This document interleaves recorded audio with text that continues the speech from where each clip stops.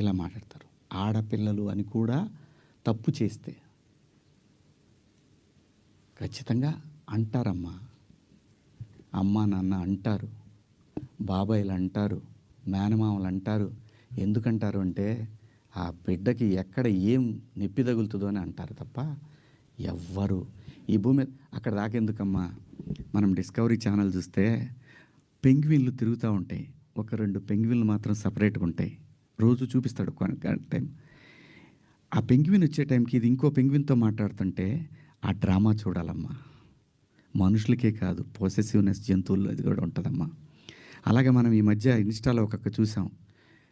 ఒక డాగు ఇంకొక డాగ్తో క్లోజ్గా ఉంటే దానికోసం మాంసం ముక్క తీసుకొని వచ్చి తన ప్రేమికుడైనటువంటి డాగు తీసుకొని దగ్గరకు వస్తున్నప్పుడు ఈ డాగ్ ఇంకొకళ్ళతో క్లోజ్గా ఉంటుంది చూసి దానికి ఒక ఆరారేసాడమ్మా.